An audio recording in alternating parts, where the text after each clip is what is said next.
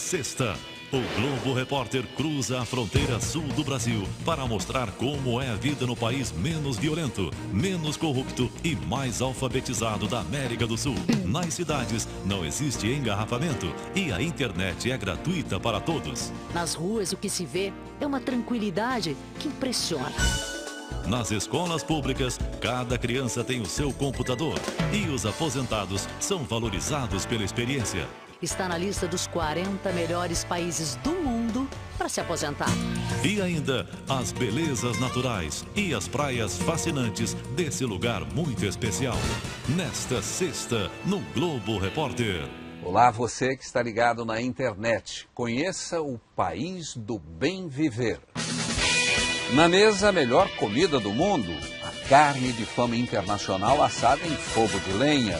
Peixes, camarões e algas de um mar limpíssimo. Doce de leite, vinhos especiais, queijos deliciosos e até azeites. Tudo produzido na própria terra. Nas cidades, nenhum engarrafamento. Internet de graça para todo mundo. Nas escolas públicas, um computador para cada criança. Um programa que aproveita a sabedoria e melhora a renda dos aposentados. Pequenas cidades cercadas de beleza, onde carros antigos são usados até como restaurantes.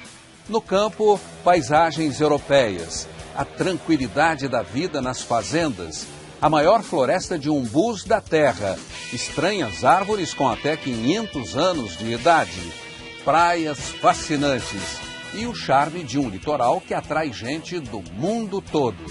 Que país é este, afinal? Hoje no Globo Repórter.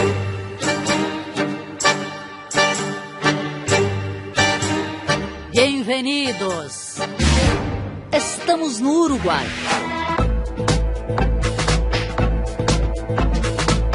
Um país fascinante.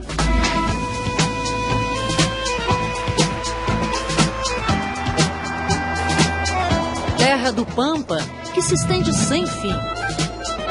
Do rio mais largo do mundo. De um litoral cheio de luxo. E personalidade.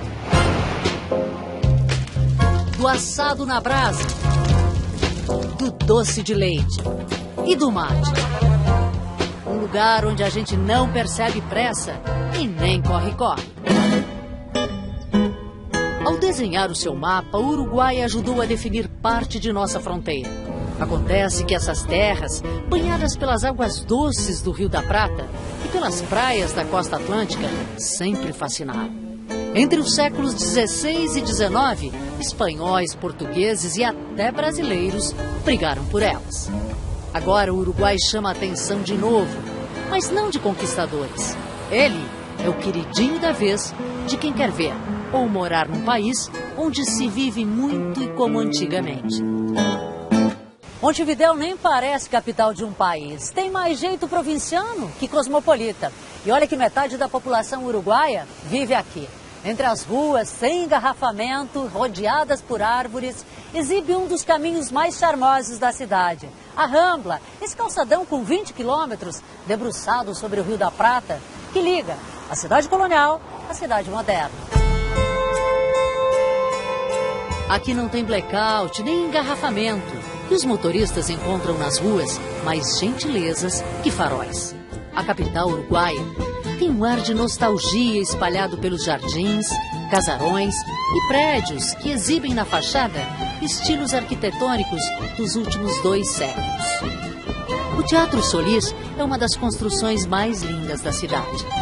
O Palácio Salvo, com suas torres que lembram o gótico e chegam a 70 metros, já foi o mais alto da América do Sul.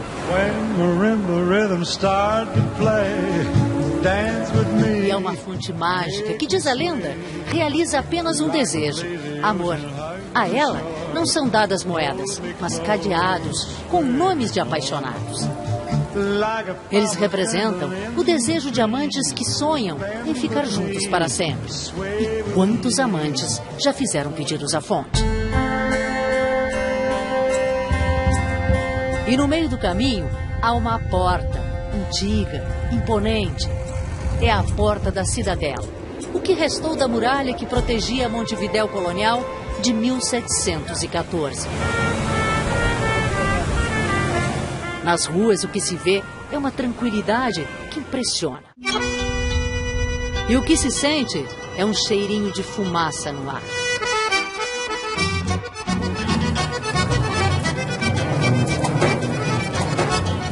Sempre tem um fogo pronto para preparar o prato preferido de quem mora aqui. O assado é orgulho nacional, que envolve tradição e técnica. Diferentemente ao que estamos acostumados no churrasco brasileiro, o assado uruguaio é feito com lenha e não com carvão. E isso faz toda a diferença, garantem os parrilleiros. Santiago, que gosto a lenha dá à carne? O gosto, a fumaça, o calor é outro. O mesmo corte de carne, mas se assado com carvão, não sai o mesmo, é totalmente diferente.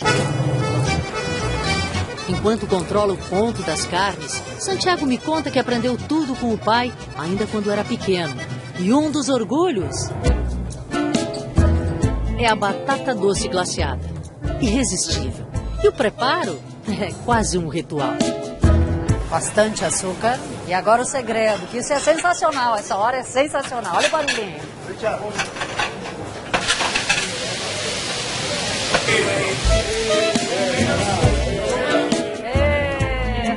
É uma festa. Todo mundo comemorando a batata.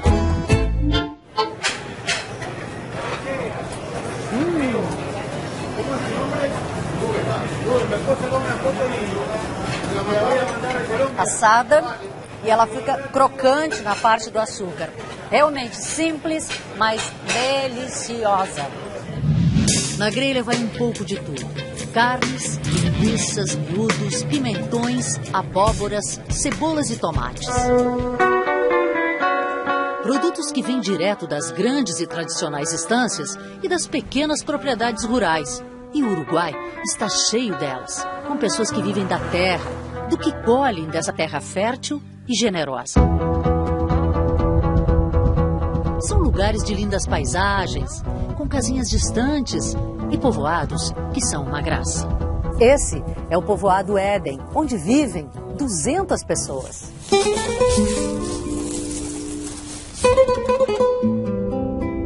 Não há calçamento nas ruas nem na praça. Há uma igreja, casas e um silêncio surpreendente. Em lugares assim, vivem cerca de 200 mil agricultores que cultivam principalmente uvas, arroz, laranja e legumes e que não faz muito tempo começaram a dar espaço também às oliveiras. E são elas que dão esse jeitinho de Itália às pequenas colinas uruguaias. Uma vez por ano, as árvores ficam repletas de azeitonas e a colheita é feita com todo o cuidado, como um carinho, manualmente, para não machucar as frutas. Essas azeitonas demoraram 1 ano para estar no ponto de colheita. E o bom é que nós chegamos aqui bem nesta época. Elas vão dar origem a um azeite extra virgem. E aqui está a minha parte na colheita, uns 9, 10 quilos de azeitonas. O suficiente para produzir 1 litro de azeite.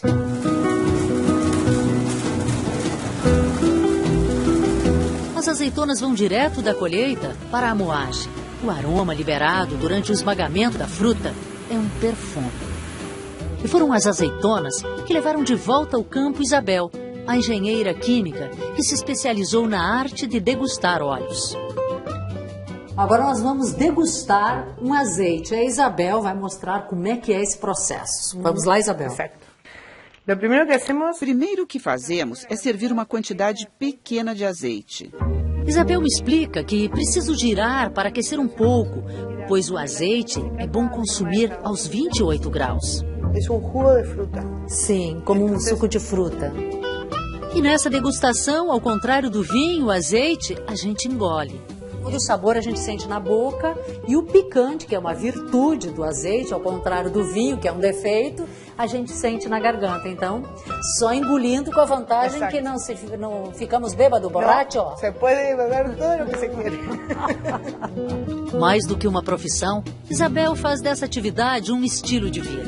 Ela cuida das azeitonas, do equilíbrio dos olhos e olha com orgulho as oliveiras, que formam uma paisagem que ela ajudou a mudar. A terra é fértil e o mar oferece fartura.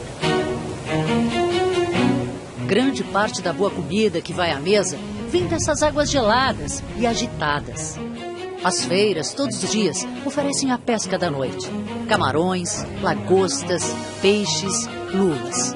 Tanta opção que fica difícil decidir o que levar. De olho nessas banquinhas também ficam eles, os velhos lobos do mar. Descobriram aqui a vida mansa de quem não precisa mais pescar. Mergulhos, flashes e peixes. Se não fossem as gaivotas, seria um paraíso. Mas nada é perfeito. Qualquer descuido, lá se vai um peixe. O uruguaio gosta tanto, mas tanto do sabor do mar, que tem chefe colhendo algas para incrementar receitas. Luciano, que vive em Punta del Diablo, busca entre as pedras as algas verdinhas que usa para preparar suas especialidades. É como se fosse uma horta. Sim, mais ou menos. Natural. Ovos, farinha e algas frescas bastam para fazer os raviolis, que recheia com ricota e queijo parmesão. E algas bem picadinhas. A alga pode ser um dos alimentos do futuro e tem muitas vitaminas. A única coisa que temos que fazer é cuidar da natureza. Desidratada, ela também serve de tempero para a salada. Com frutos do mar, é claro. Tudo muito curioso, muito delicioso, com gostinho do mar. Amei. Perfeito. Comida diferente. Muito bem, vou levar a receita embora. Uruguai. Alguns dos melhores indicadores da América Latina estão aqui. Neste país, as mulheres vivem em média 78 anos, os homens 74. É considerado o país menos corrupto, o mais alfabetizado e o menos violento. E ainda está na lista dos 40 melhores países do mundo para se aposentar. O Uruguai atualmente tem tido 10 anos de crescimento econômico muito importante, inclusive com alguns anos com taxas perto dos 7%, né, taxas nunca vistas no Uruguai. Isso tem permitido, digamos, a melhoria da vida, a diminuição dos índices da pobreza. É um país tranquilo, o estilo de vida é mais sossegado e tem muitos atrativos culturais. Claro que ajuda a ser um dos menores países da América do Sul e ter apenas 3 milhões e 300 mil habitantes. Mas os uruguaios souberam com maestria tornar atrativo seu pequeno país e ensinam lições preciosas. Carlos Vilaró, um dos artistas mais famosos da atualidade, vai completar 90 anos em novembro. Ele é um exemplo de vitalidade e simpatia. Um homem amável e cheio de histórias. Conta que com as mãos que hoje pintam telas, começou a erguer a própria casa. Essa construção enorme, apoiada sobre o rochedo, chamada de Casa Pueblo. Erguido como um monumento ao sol, é um dos locais mais fotografados do Uruguai. E até inspirou o poetinha Vinícius de Moraes. Era uma casa muito engraçada, não tinha teto, não tinha nada. Aqui ele mora com seus gatos. Tem seu ateliê e uma vista deslumbrante de Punta del Este. Pergunto qual o segredo para uma vida longa e feliz. O segredo está primeiro na generosidade, no prazer de saber doar, no encontro com as pessoas e amá-las. Eu sou um homem feliz. Felizes também são esses casais. Para eles e para a maioria dos uruguaios, vale a máxima que normalmente usamos em tom de brincadeira. Está estressado? Vá pescar. Malaquias e Rosa, Osvaldo e Agostina são amigos e pescam juntos há 50 anos. Bem-humorados, eles contam que não abrem mão de dias assim para descansar. que a felicidade vem de coisas muito simples. Tomamos mate, comemos assado, tomamos vinho e desfrutamos da tarde pescando. Pescam num lugar que no Uruguai se chama de paisagem protegida. E existem muitos. Aqui a interferência do homem tem limites. Não pode colocar em risco a vida silvestre, nem modificar a paisagem. Até porque esse é um paraíso para aves migratórias. É um espetáculo ver a Laguna de Rocha tão pertinho do mar. Uma harmonia, uma simbiose que foi produzida ao longo dos anos e queremos ir conservando, porque é bom ao bem-estar dos seres humanos e da natureza. E um pouco é a proposta do país que estamos preservando. Marion também é muito ligada com a natureza, principalmente com as plantas.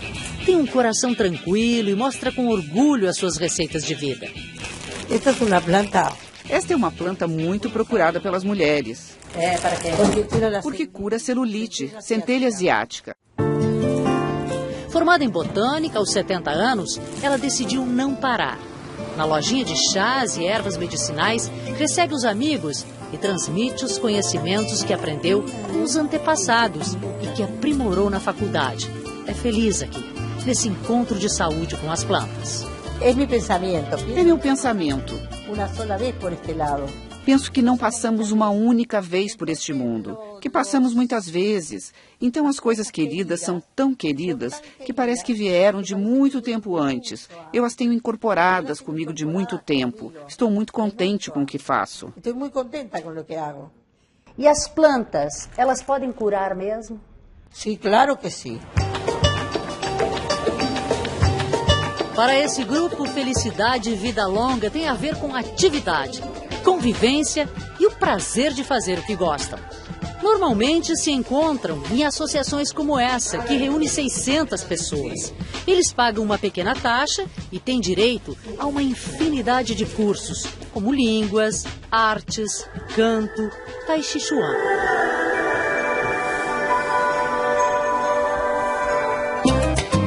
Mas as aulas mais disputadas são mesmo as de informática. Aqui elas aprendem a usar o ratão. Para nós brasileiros, mouse. Golpe ou 2 golpes sobre essa tecla de ratão.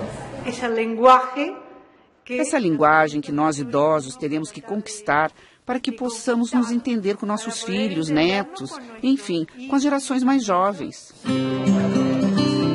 Quando pergunto como o grupo se sente, as frases são sempre curtas e definitivas. Hoje me sinto livre, viva. Me sinto bem, espiritualmente e fisicamente. Vontade de viver que chamou a atenção da Universidade da República de Montevidéu. Em primeiro lugar, se costuma dizer que o envelhecimento da população é como um perigo para a sociedade. Isso não é certo, é falso. O Uruguai não está em nenhum perigo com o envelhecimento demográfico. O Brasil vai envelhecer muito nas próximas décadas do ponto de vista da sua população. Vai ser, creio, o país que mais vai envelhecer no mundo do ponto da velocidade. Na realidade, isso é uma oportunidade. Seguimos viagem pelo oeste do Uruguai para conhecer Carmelo, na região dos vinhedos. Uma ponte que parece enfeite, de ferro pintada de vermelho, recebe quem chega à cidade. Os moradores de Carmelo se orgulham de suas tradições e da vida generosa que levam, ou melhor, deliciosa, cheia de sensações e opções não só para ganhar, mas para celebrar a vida.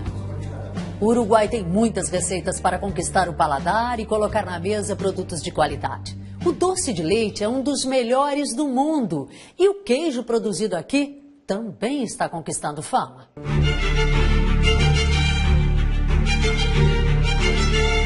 Queijo parmesão fresco e saboroso. O luxo aqui está nas mãos que amassam o pão. Que depois de assado, vai à mesa macio e cheiroso. A Acordar e encontrar uma mesa servida assim é um mimo para os olhos e para o paladar. Bom dia! O que mais você gosta nessa mesa de produtos uruguaios? Eu gosto demais de iogurte. Muito rico. Desde menino, provo iogurte assim. Em copo de vidro, natural e caseiro. E o clássico da Argentina e do Uruguai. Doce de leite. Todas essas delícias são produzidas em pequenas propriedades chamadas de fincas. Lugares de lindas e tranquilas paisagens. E elas ganham ainda mais charme com seus parreirais, que fazem molduras, construções antigas e bem preservadas. Elas guardam cantinas centenárias e refinadas. Nos tonéis de carvalho, um dos orgulhos do país, o vinho Taná.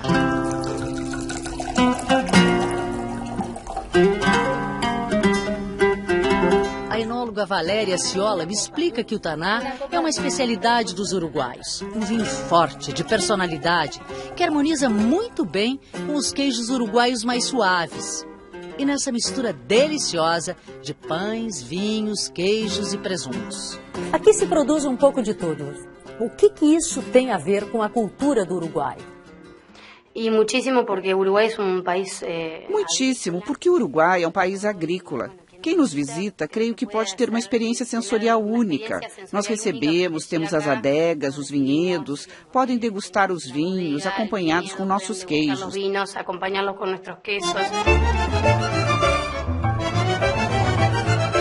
Nesse lugar cheio de história e com uma mesa linda dessas, a conversa vai longe. Os uruguaios adoram receber visitantes para degustar, mas também para se deliciar com esse estilo de vida que mistura dias sem pressa e sensações. Saúde! Tem a ver com a boa vida, o estilo de vida uruguaio. Sim, desfrutamos muito. Sim, desfrutamos muito de tudo que produzimos. E todas as coisas que fazemos com muito carinho em pequena escala. E a pequena escala. Você conhece vinho, então, desde que era muito pequena? Sim, molhavam a minha chupeta no vinho. Música, alegria e fartura de dar água na boca. Nós estamos no Mercado do Porto, um dos principais centros de gastronomia de Montevidéu. E aqui dá para ter uma ideia do que o uruguaio come e o que ele oferece para o turista. Aqui atrás de mim, por exemplo, tem uma bela parrilhada que é muito parecida com o nosso churrasco. Vamos dar uma voltinha e ver o que mais a gente encontra por aqui. Aqui tem outra parrilhada. Mais uma aqui. Outra. Aqui mais uma. E outra aqui. São 6 opções e o mesmo prato. Carne. É fácil entender por que o Uruguai é o segundo maior consumidor de carne bovina do mundo. Perde apenas para a Argentina. No ano passado, cada uruguaio comeu em média 54 quilos e 700 gramas de carne. Quase 20 quilos a mais que o consumo dos brasileiros. Decididamente, estamos num país de carnívoros. Com tanta carne, tantos assados, tanta gordura, como será que os uruguaios estão cuidando da saúde?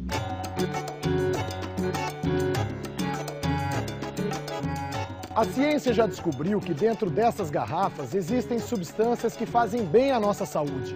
Ajudam a prevenir doenças, especialmente as do coração. Agora, novas pesquisas revelam que a quantidade dessas substâncias é maior em algumas variedades de uva. Uma das campeãs é a Taná, a uva mais plantada no Uruguai. A variedade que produz um vinho de vermelho intenso foi trazida da França no fim do século XIX. O nome Taná se deve à forte presença de taninos, que são antioxidantes naturais. Combatem o envelhecimento precoce e ajudam a prevenir doenças, entre elas alguns tipos de câncer. Uma pesquisa do Instituto Clemente Stabile, em Montevidéu, comparou 3 variedades de vinhos produzidos no Uruguai: Taná, Merlot e Cabernet Sauvignon. A pergunta era: qual dos 3 tipos de vinho seria capaz de retardar por mais tempo a decomposição em cérebros de ratos. O vinho Taná obteve de longe o melhor resultado. Todos nós temos defesas que são capazes de contra-atacar os radicais livres. Mas quando eles estão numa quantidade excessiva, nossas próprias defesas não são suficientes. Então, os antioxidantes vão ajudar o organismo a atacar estes radicais livres e a melhorar certas enfermidades onde se produz isso. No Brasil, outra descoberta. Pesquisadores da PUC de Porto Alegre também compararam vários tipos de vinho tinto e encontraram no Taná uma elevada quantidade de resveratrol, um antioxidante potente, batizado de elixir da juventude. O resveratrol é um antioxidante diferente, porque ele vai atuar numa proteína chamada sirtuína, que está ligada ao envelhecimento. Essa proteína, sirtuína, evita doenças do envelhecimento, como Parkinson, Alzheimer, doenças cardiovasculares. O cardiologista e professor da Universidade Católica de Montevidéu, Ricardo Benedetti, indica o Taná para seus pacientes, mas alerta. Se tu eres consumidor de vinho, se você já é consumidor de vinho, siga tomando em doses pequenas, porque o vinho pode, em quantidades grandes, levar ao vício. E aí entra um outro problema. E aí entram outros problemas. Salud. Os pacientes que seguem a recomendação perceberam melhoras. O narrador esportivo Carlos Munhoz toma 1 taça de Taná por dia no jantar e diz que o bom colesterol subiu de 50 para 60 miligramas, o que afasta o risco de um infarto, por exemplo. O senhor está sentindo melhor? Sim, perfeitamente. Perfeitamente. Eu também saí do consultório com a mesma indicação. Doutor Ricardo Benedetti. Doutor Benedetti recomendou 1 taça de vinho Taná por dia. Assinou e carimbou a receita. Já que aqui tem substâncias que fazem bem à saúde, que vão nos deixar mais saudáveis. Saúde, saúde. Jaleco branco, laço azul no pescoço, Valentino, 10 anos, é uma das quase 300 mil crianças que usam o mesmo uniforme do tempo de seus pais. A diferença entre as gerações é que agora os alunos descobrem o mundo em segundos, pela internet. Todos eles estão nos mostrando imagens do Brasil. Olha aqui, ó. O que você encontrou aí? Onde é? Rio de Janeiro. Rio de Janeiro, é lindo. A ideia é fazer com que o computador deixe de ser um privilégio para se tornar um direito. Todas as crianças maiores de 6 anos, quando ingressam nas escolas públicas aqui do Uruguai, elas ganham um computador e acesso grátis à internet. Além de pesquisa, o computador é usado para leitura, lições de casa e, claro, nas horas de folga eles aproveitam para jogar. Isso é um elemento que lhes permite descobrir um mundo desconhecido e também lhes permite aprender. E o professor tem que acompanhar essa mudança. E as crianças, às vezes, nos ajudam muito mais rápido na aprendizagem. O projeto começou há 6 anos e, além dos computadores, é oferecida a manutenção. As crianças não precisam andar mais que 300 metros para acessar a rede. Aliás, todas as praças, parques e prédios públicos têm internet livre e de qualidade.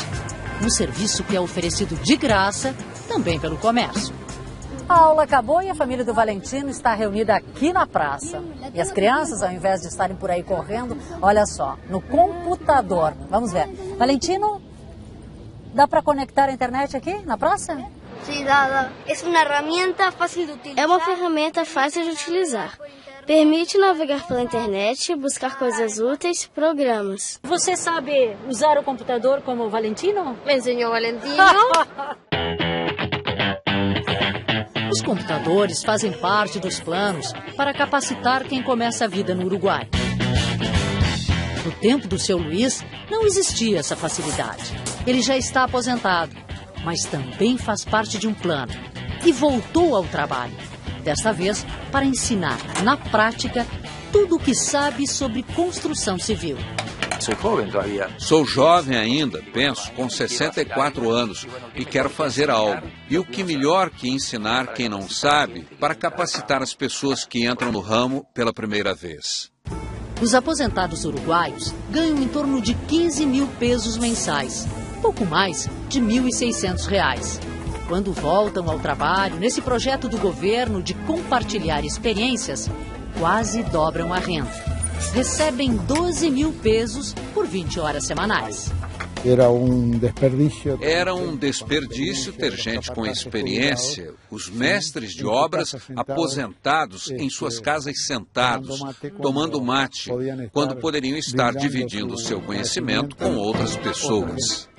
Por enquanto, são apenas aposentados da construção civil, mas a ideia é chamar mestres de outros setores.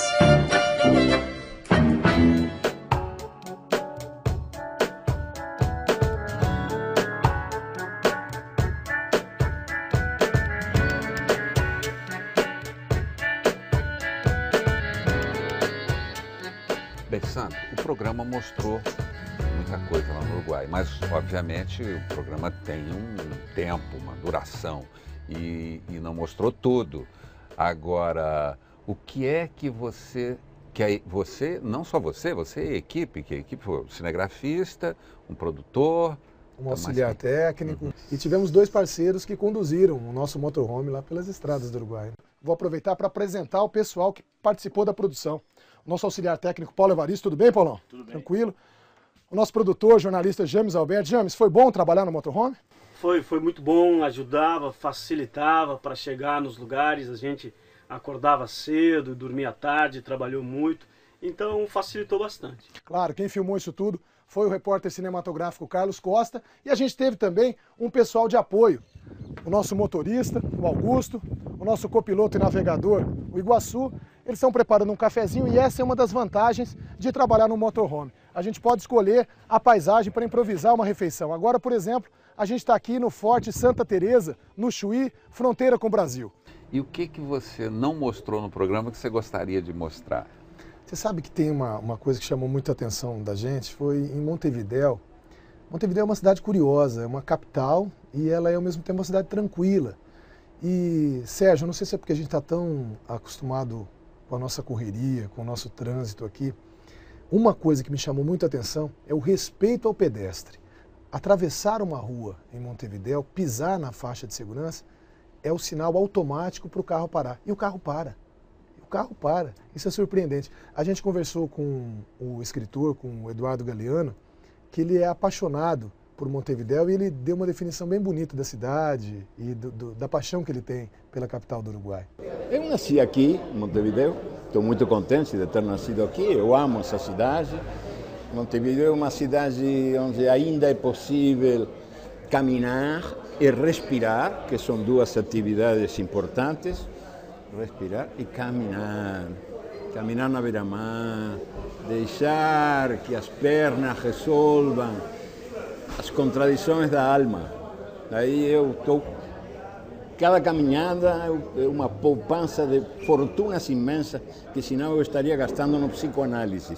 E numa reportagem dessa, dá para se divertir um pouco? Acontece muita coisa curiosa ou só se trabalha? Não, a gente se diverte até com os erros, que a gente não mostra no programa, mas que eles existem, né? Ok.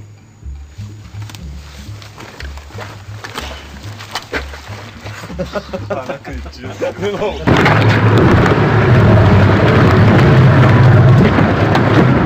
Vamos, rápido. Vamos.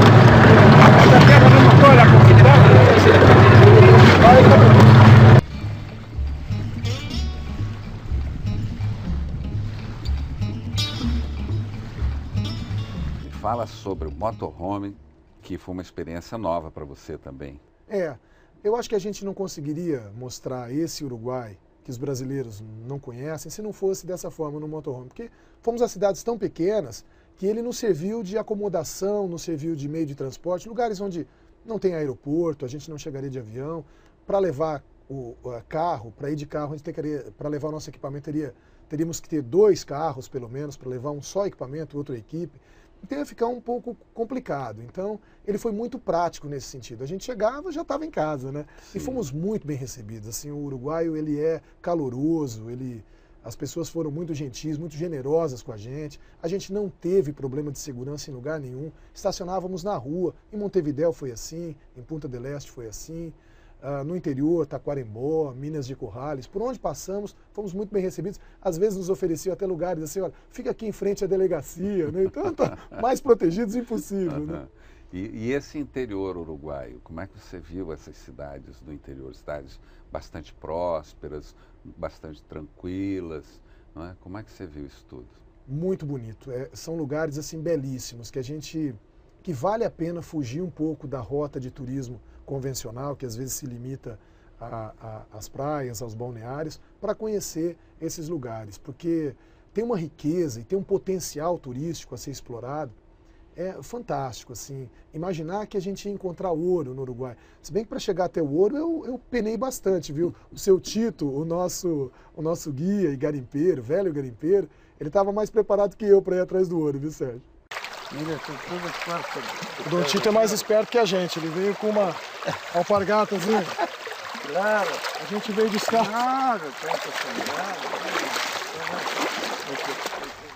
Mas, ô Sandro, você esteve em contato com Eduardo Galeano, que tem aquele famoso livro Veias Abertas na América Latina. Eu adorei, né? Que a minha geração lia com muita cautela, porque está sujeito a ser preso, né? É mesmo? Exato, era um livro que... Você leu? Li e tenho em casa até hoje. Né? Tenho em casa até hoje o livro. É muito bom, né? Editado na época.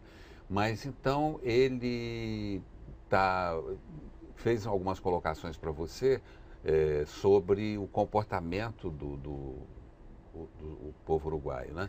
Então, o que ele coloca exatamente? Ele é apaixonado por Montevidéu, viu? Esse aqui é bonito. O Galeano tem uma clareza, assim, uma objetividade. Eu também li Veias Abertas e fiquei maravilhado, porque quando li parecia a primeira vez que se olhava o oprimido, né? Olhava a história com outros olhos, né? Não a história oficial. Então, nos impressionava na época o livro. Ele continua uma mente produtiva, ele continua muito criativo. Ele tem verdadeira paixão. Ele falou de uma coisa de como ele gosta de Montevidéu, como ele percebe Montevidéu como uma cidade diferente. Isso é muito bacana, uma pessoa falar bem do lugar onde vive, né? Sim, e com relação à juventude uruguaia, que tem que deixar o país, não é isso mesmo?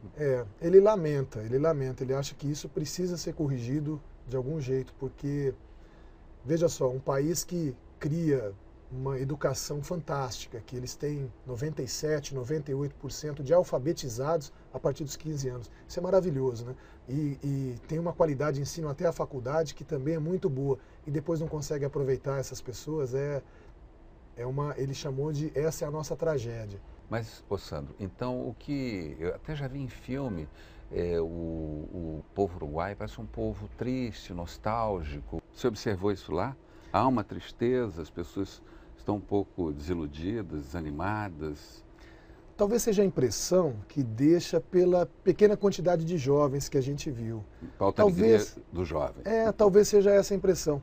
Mas o Carlos Paes Vilaró, que é um artista plástico, um escultor muito conceituado no Uruguai, amigo de Vinícius de Moraes, de tantos brasileiros, Pelé, Tom Jobim, ele gosta muito, apaixonado por brasileiros. Ele tentou explicar esse comportamento, essa característica uruguaia, fazendo uma comparação com o nosso temperamento brasileiro, né? E ficou muito interessante esse trechinho da conversa que não apareceu no programa. Eu te hablo com toda franqueza, quando viene gente a visitar o museu, si son brasileños hay siempre una sonrisa, siempre hay alegría. Es como si viviéramos todos en ese sentimiento que es el carnaval, por ejemplo. Es curioso. Casi te diría que el brasileño es carnaval, es expansión, es generosidad. Curioso, não é? É muito bom, né? Sim. É muito bom. Percorremos um pouco o Uruguai, achamos o Uruguai um pouco sério, um pouco comedido. Com tristeza de tango, digo eu, não? Talvez a tristeza do tango. Tristeza de tango. Então aí fica um país de pessoas idosas. Mais velhas, E talvez aí a gente entenda um pouco do humor, né? Talvez pessoas um pouco mais sérias, a gente tem a dificuldade de ver o Uruguai sorrindo ou coisa assim. Uma interpretação do Vilaró, que é muito curiosa. O Vilaró, o Carlos Paes Vilaró. Sim, o artista plástico, o escultor, que deu uma interpretação muito pessoal, comparando esse temperamento, essa característica do uruguaio com o nosso jeito, o jeito brasileiro de ser. De quem... Aqui até os velhinhos sorriem, o pessoal da terceira idade sorri. Não é? Mas e o futebol?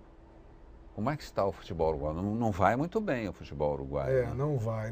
Mas eles ainda têm a Copa de 50, né? Eles têm Didia, que está vivo. Então, a gente preferiu nem tocar muito no futebol, senão iam relembrar a Copa de 50. Chega a humilhação de 50. Foi uma tristeza para a gente. Vamos deixar o futebol quieto. Mas não tem também uma história do Maradona? Essa é uma brincadeira que eles fazem no chamado Dia da Inocência, que é uma espécie de Dia da Mentira do Uruguai. E eles brincam para provocar os argentinos, né? Eles dizem que, assim como o Gardel é uruguaio, na versão uruguaia, Maradona também nasceu em Tacuarembó, que é a mesma cidade de Gardel. É pura provocação, os argentinos não devem gostar nada disso, né? Eu defendo que ele é francês, porque eu tenho um sanguinho lá na França, meu bisavô era francês. É uma das teses, Eu gosto tanto de Gardel que eu acho que Gardel é francês. Mas o que os uruguaios dizem de Gardel? Eles têm uma farta documentação dizendo que ele nasceu em Tacuarembó, no interior do Uruguai. Agora, vá falar isso para um argentino. A gente encontrou com alguns argentinos lá em Colônia del Sacramento, e é como, um deles até chegou a brincar comigo, é como dizer que Pelé nasceu no Equador. É mexer num vespeiro, né? Sim. Mas é muito interessante, porque a documentação, ela existe também uma documentação que Gardel teria deixado quando já fazia sucesso, para beneficiar essa pessoa que o criou, que seria a mãe francesa dele. Exato. Então, essa é a versão uruguaia para esse nascimento francês que os argentinos dizem que seria o verdadeiro. Mas eu acho que isso é uma polêmica para muito pano para manga ainda, viu, Sérgio? No programa nós vimos aquele cidadão localizando água com aquelas varetinhas. E ele avaliou a sua energia também com aquelas varetinhas? Pois é, ele disse que essas varetas aí, que é uma técnica chamada radiestesia, né? Que ele era capaz de medir a minha energia. Eu fiquei curioso, eu falei, veja como é que eu estava viajando há bastante tempo, ainda estava no meio do programa. E aí, quando ele aproxima as varetas do corpo da gente, essas varetas se cruzam. E aí ele vai se afastando até que chega um momento em que elas descruzam. Aí ele diz que esse seria o campo magnético que a gente tem. Ele falou que o meu estava normal, a uma distância. Eu fiquei até um pouco preocupado. É bom ter muita energia ou ter pouca energia? Eu acho que era bom ter bastante, né? Mas ele falou que ele estava normal, eu fiquei satisfeito. Deu para tocar o programa até o fim com aquela energia que ele mediu ali. Mas é muito curioso, é um assunto que seduz, porque a gente também não tem muito conhecimento, né? Mas é muito interessante. Realmente as varetas na mão dele se cruzavam. Quando eu tentei... Não tem nenhum misticismo nisso, porque a gente já viu no cinema, na literatura, né, pessoas procurando água com as varetinhas. Né? Você que tem fazenda, você já ouviu falar daquelas pessoas que buscam água com vareta e encontram, né? Encontram. Então eles dizem que é uma ciência, que é uma técnica, só que nesse caso ela está adaptada, ela está voltada para localizar, além dos veios d'água, para medir também a energia das pessoas e tudo. A gente vê isso com muita curiosidade, né? Porque eles estão um tanto quanto místicos, né? Você esteve lá em Piriápolis. Piriápolis, exatamente. Então, como é que é a coisa, como é que funciona a coisa lá? É uma cidade mística? É uma cidade que tem um grupo de pessoas e o Carlos Rodrigues, que apareceu com as varetinhas aí, ele estuda muito, ele é especialista em geobiologia, ele tem identificado pontos de muita energia na cidade. Isso tem atraído as pessoas. Gente de todo mundo? Pessoas, especialmente aqui da América do Sul, algumas do próprio Uruguai, brasileiros, estão indo para lá para fazer um caminho, um roteiro que teria sido criado pelo fundador da cidade, o Francisco Piria, já pensando em localizar esses pontos, para que as pessoas pudessem se beneficiar dessa energia. É muito curioso, talvez esteja surgindo aí um novo caminho de Santiago aqui na América do Sul. E o cavalo na vida do povo uruguaio? Você é fã de cavalo, né? Sim. Você adora, né? E cavalo, olha, acho que o programa teve belas imagens, mas as imagens do cavalo crioulo, acho que foram, assim, eu me impressionei muito, parecia que a gente estava no meio de um filme, né? E teve uma frase que um dos criadores falou pra gente, que que não coube no programa e que é muito interessante. Ele falou, olha, repare nos heróis uruguaios, todos estão sobre um cavalo. Então, quer dizer, a história do Uruguai está intimamente ligada. Dominar o Pampa, o cavalo foi fundamental. Né? Eu só lamento que eles não experimentem o Mangalaga Machador. Eu sou fã. É o que você gosta. Depois, quando se sentarem, os heróis uruguaios, sentarem no Mangalaga Machador, nunca mais vão apiar. Mas você viu o crioulo, né? É muito bonito, sim, né? Um belo animal. O cavalo é muito bonito. O cavalo é um belo animal. Então, aqui nos nossos programas, nós gostamos muito de natureza. Temos sempre, né, no Globo Repórter, belas imagens da natureza. E a natureza uruguaia? O que é que você viu de surpreendente? É quase tudo surpreendente, né? Lobos marinhos, leões marinhos, são coisas que a gente não tem aqui, que a gente vê e se encanta. A gente pegou um período muito propício e muito agradável, que era o período da procriação. Então tem filhotinho para todo lado. A gente viu filhote para todo lado. Cervos, a gente viu os próprios lobinhos, a gente viu até um puminha, um filhotinho de puma que nasceu, esse num zoológico, que era o bicho que dominava as poucas matas do Uruguai, mas era o felino, o predador, né, que hoje já não se acha mais na natureza e que eles estão tentando reproduzir. Agora, uma coisa que o internauta deve saber, é um país que merece ser visitado. Não só aqueles pontos que a gente já conhece, mas o interior, ele é um povo muito caloroso, muito receptivo, muito generoso na hospitalidade e que vale a pena conhecer. Está pertinho da gente, às vezes a gente vai para tão longe e não conhece o nosso vizinho. Né? Eu indicaria o Uruguai para uma visita, para um passeio, que vale a pena.